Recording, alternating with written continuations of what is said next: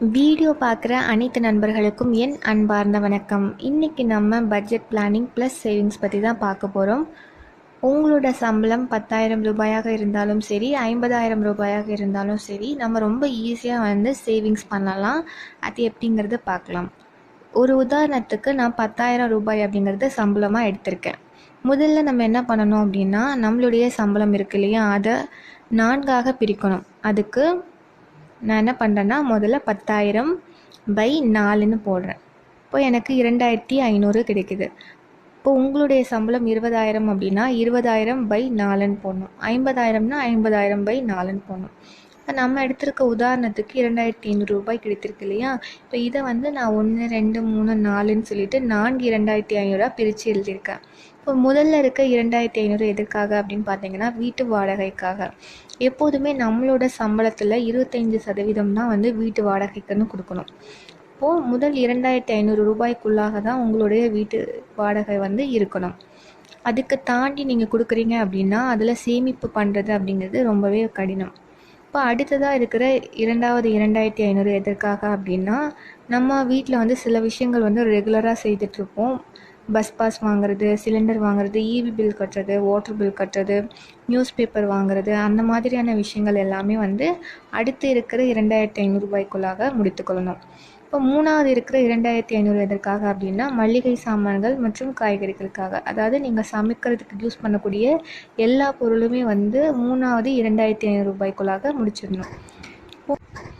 இப்போது இந்த 4ஆவதாக இருக்கு இல்லையா 2,500 ரூபாய், இதுதான் நம்மளுடைய சேமிப்பு.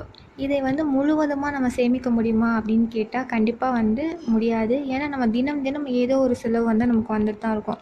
5 ரூபாயோ 10 ரூபாயோ நம்ம செலவு பண்ணிவிடுவோம். இப்போ திடீர்னு போயிட்டு பிஸ்கட் வாங்குவோம், இல்லை ஒரு முட்டை வாங்குவோம், கொத்தமல்லி கருவேப்பிலை வாங்குவோம், அந்த மாதிரி ஏதோ ஒரு செலவு பண்ணுவோம். இது மாதிரி தினசரி செலவுகளை எப்படி கம்மி பண்ணி நம்ம அதிகமாக சேமிப்பு பண்ணலாம் அப்படிங்கிறது தான் சொல்ல போகிறேன்.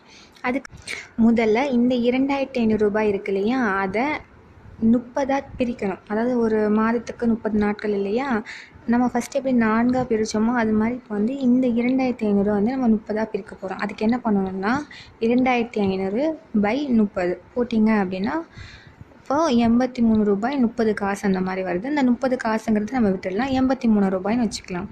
இப்போ எதுக்காக நான் இப்போ 30ஆக பிரிக்க சொல்லியிருக்கேன் அப்படின்னா, இதோட அர்த்தம் என்னென்னா, இப்போ ஒரு நாளைக்கு நீங்கள் 83 ரூபாய் செலவு பண்ணுறீங்க அப்படின்னா, ஒரு மாதம் முடியும் போது உங்களோட கையில் 1 ரூபா கூட இருக்காது. அதாவது உங்களுடைய சம்பளம் முழுவதுமாக செலவாயிடும். இப்போ இதுலேருந்து நம்ம எப்படி சேமிப்பு செய்கிறது அப்படிங்கிறத நான் சொல்ல போகிறேன். ஒரு நாளைக்கு 83 ரூபாய் நீங்கள் செலவு பண்ணலாம் அப்படின்னா, அந்த 83 ரூபாயை நீங்கள் செலவு பண்ணக்கூடாது. அதை எப்படி நம்ம ஃபாலோ பண்ணலாம் அப்படின்னு சொல்லிட்டு பார்க்கலாம். இப்போது அதுக்கு நான் என்ன பண்ணுறேன்னா, முதல்ல நான் தேதி எழுதிக்கிறேன். அடுத்து என்னோடய செலவுகள் போட்டுக்கிறேன். அடுத்து பார்த்திங்கன்னா டோட்டல், அன்றைய நாளில் நான் எவ்வளோ செலவு பண்ணியிருக்கேங்கிறது. அதுக்கடுத்து பார்த்திங்கன்னா சேமிப்பு, நான் எவ்வளோ அன்றைக்கு சேமிச்சிருக்கேன் அப்படிங்கிறது.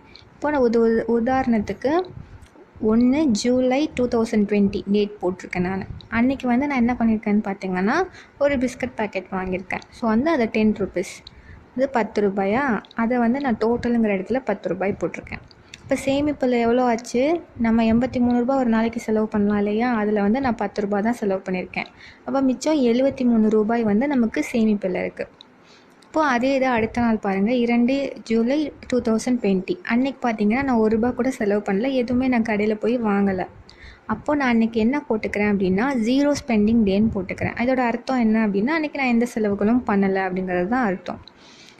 இதுலேருந்து நான் என்ன சொல்ல வரேன்னா, நம்ம எவ்வளோக்கு எவ்வளோ 0 ஸ்பெண்டிங் டே போடுறோமோ அவ்வளோக்கு அவ்வளோ நமக்கு சேமிப்பு. ஒவ்வொரு நாளும் நம்ம என்ன மைண்டில் வச்சுக்கணுன்னா, இன்றைக்கி நம்ம 0 ஸ்பெண்டிங் டேன்னு எழுதணும் அப்படின்ற மாதிரி மைண்டில் வச்சுக்கிட்டிங்கன்னா தான் உங்களோட செலவுகள் கம்மியாகும். அப்படியே போக ஏதோ ஒன்று ரொம்ப கண்டிப்பாக தேவை அப்படின்னா அந்த இதை வாங்கிட்டு அதை இதில் இந்த நோட்டில் நோட் பண்ணி வச்சுக்கோங்க.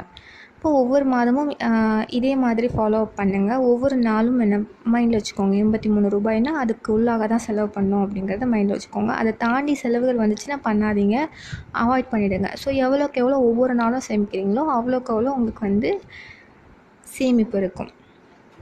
இந்த வீடியோ யூஸ்ஃபுல்லாக இருந்தால் சேனலை சப்ஸ்கிரைப் பண்ணுங்கள். அது மட்டும் இல்லாமல் வீடியோ பற்றின கருத்துக்களை கமெண்ட் பண்ணுங்கள். நன்றி.